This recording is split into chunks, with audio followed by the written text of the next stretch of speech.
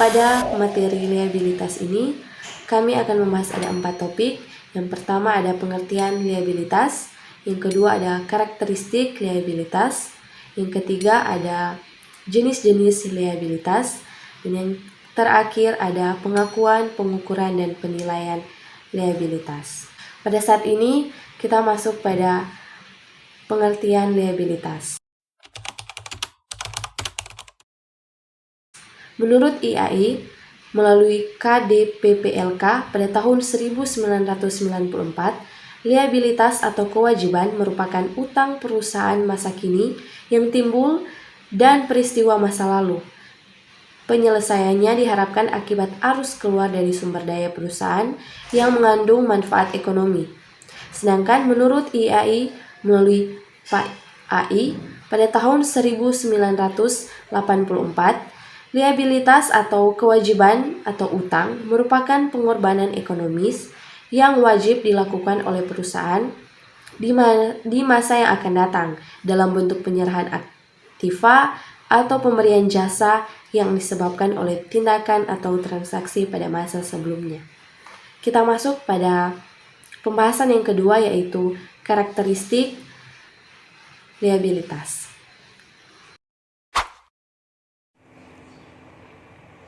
Selanjutnya adalah karakteristik liabilitas.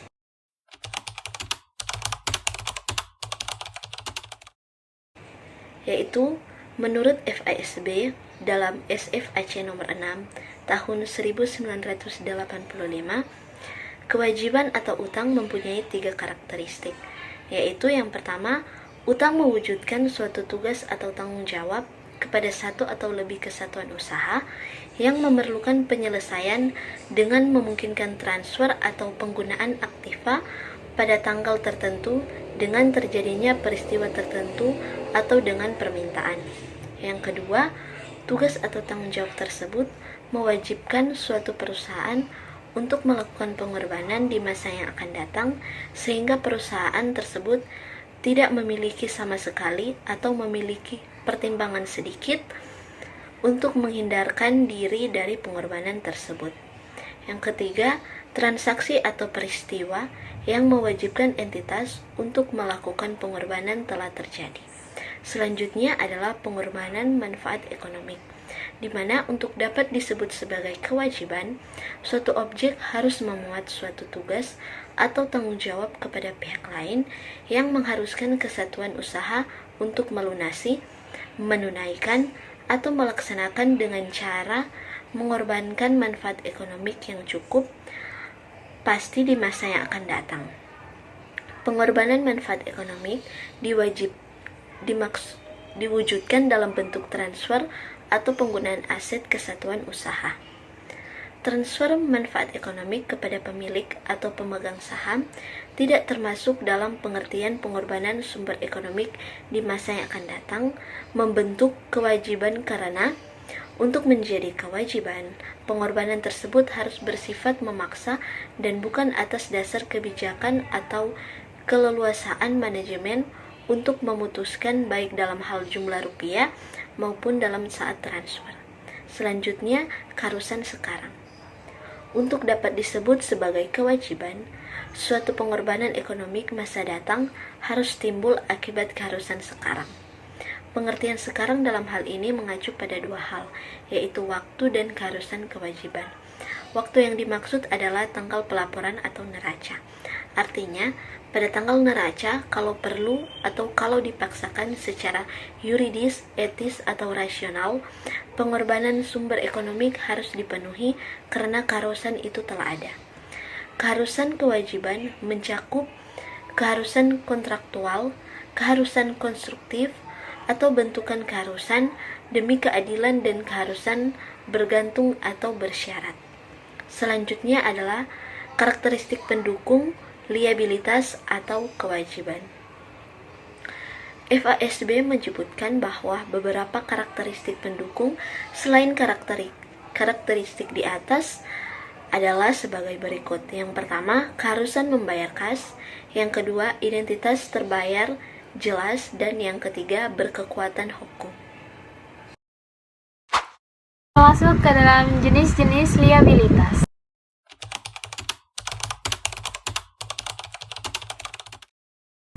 Berdasarkan jangka waktu penjelasannya, liabilitas diklasifikasi ke dalam dua kelompok, yakni liabilitas lancar jangka pendek dan liabilitas jangka panjang. Liabilitas lancar atau utang jangka pendek, current liabilities, adalah kewajiban yang harus dilunasi dalam jangka waktu tidak lebih dari 1 tahun atau 1 siklus normal operasi perusahaan, antara lain sebagai berikut.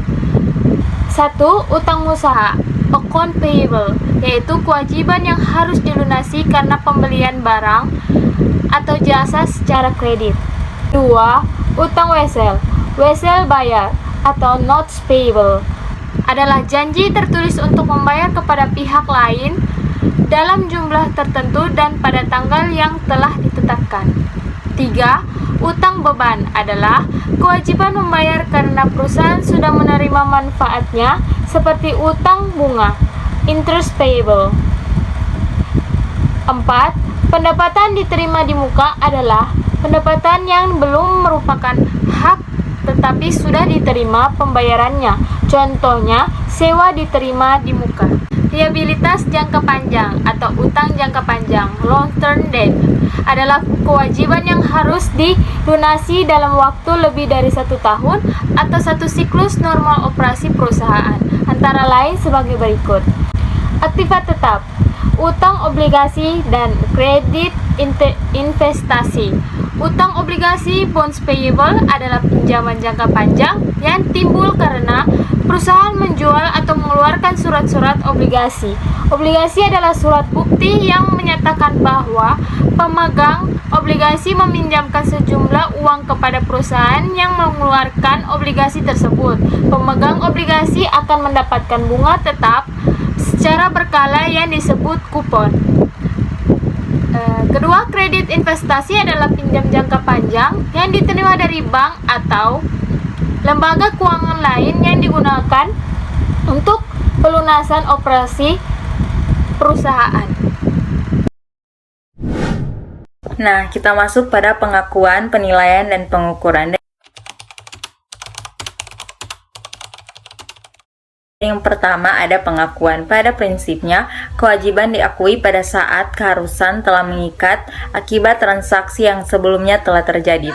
Kriteria pengakuan lebih berkaitan dengan pedoman umum dalam rangka memenuhi karakteristik kualitatif informasi, sehingga elemen statement keuangan hanya dapat diakui bila kriteria definisi keberpautan keterandalan tidak operasional, sehingga diperlukan kaidah pengakuan sebagai penjabaran teknis kriteria pengakuan umum. Dan yang kedua ada penilaian. Jika pengukuran mengacu pada penentuan nilai keharusan, sekarang pada saat terjadinya penilaian mengacu pada penentuan sampai dilunasinya kewajiban makin mendekati saat jatuh tempo, nilai kewajiban akan makin mendekati nilai nominal. Jadi, penilaian kewajiban pada saat tertentu adalah penentuan jumlah rupiah yang harus dikorbankan seandainya pada saat tersebut kewajiban harus dilunasi.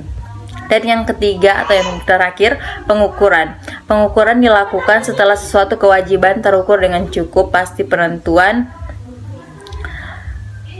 kewajiban terukur, penentuan kos kewajiban pada saat terjadi paralel dengan pengukuran aset. Terjadinya kewajiban pada umumnya disertai dengan pemerolehan aset atau timbulnya biaya pemerolehan aset berupa penguasaan barang dagangannya atau aset berupa non-meter lainnya yang terjadi dari transaksi atau penerbitan obligasi atau penerimaan uang muka untuk barang atau jasa. Oleh karena itu, pengukur yang paling objektif untuk menentukan kos kewajiban pada saat terjadinya adalah penghargaan sepakatan transaksi-transaksi tersebut dan bukan jumlah rupiah pengorbanan ekonomi masa mendatang.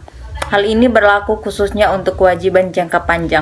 Untuk kewajiban jangka pendek, kos penundaan dianggap tidak cukup material sehingga jumlah rupiah pengorbanan sumber ekonomi atau kas masa mendatang. Dengan kata lain, untuk kewajiban jangka pendek, kos penundaan atau kos penundaan bunga sebagai nilai waktu atau uang dianggap material.